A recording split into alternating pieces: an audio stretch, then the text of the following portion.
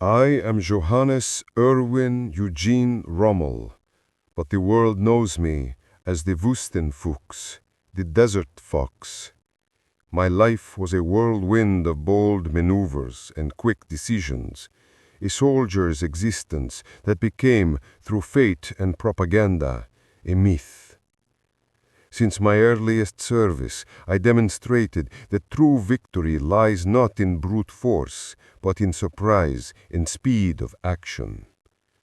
In the Great War, on the rugged peaks of the Italian front, I honed those infiltration tactics that would anticipate modern maneuver warfare, a sort of blitzkrieg without tanks. At Caporetto, in 2.5 days, my 150 men and I captured a staggering 9,000 prisoners. This success, for which I was awarded the Pour le Mérite, shaped my philosophy. Initiative is everything. I collected these experiences in my book, Infantry Greift an, Infantry Attacks, which became a classic and influenced armies worldwide.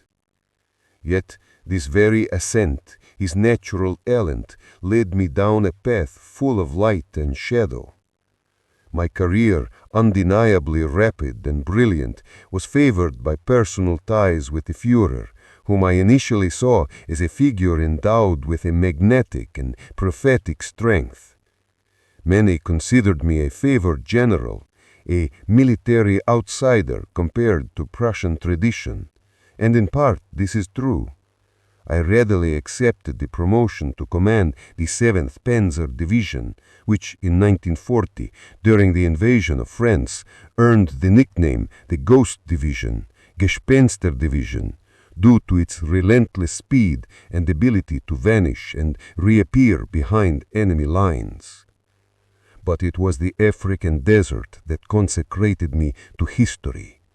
There, commanding the Afrika Korps, I conducted audacious campaigns, often fighting outnumbered and with poor logistics. The lightning assault that led to the fall of Tobruk, capturing 32,000 Commonwealth troops, earned me the promotion to General Feldmarschall. I sought to wage a war without hate, earning the respect of my British adversaries, an honor worth more than 1,000 medals. However, the myth of the fox conceals uncomfortable truths. I rode the wave of glory, but at a high cost. My insistence on always leading from the vanguard often made communications difficult for my own general staff. I was criticized for ignoring logistics and for my tendency toward insubordination, often bypassing Italian commands and Kesselring himself to appeal directly to Hitler. And despite talk of a clean war, modern historiography raises painful debates about the treatment of prisoners and local populations in France and North Africa, although there is no proof of my direct involvement in atrocities. I refuse to apply criminal orders from the Führer, such as the Commando Order, treating prisoners as soldiers, but my very presence enabled atrocious actions by other formations. Fate finally awaited me in Normandy, on the Atlantic Wall. I was convinced that the Allied invasion had to be stopped on the beaches, as enemy air superiority would destroy any mobile reserve inland. On July 17, 1944, an air attack shattered my car and my head, removing me from the battlefield at a crucial moment. A few days later, the failure of the July 20 plot implicated me.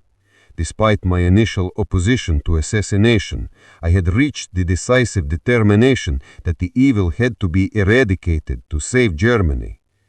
My Führer, fearing executing me publicly as a traitor and damaging national morale, sent 2 generals with a cruel choice: honorable suicide with a promise of protection for my family, or disgrace and certain death for my loved ones.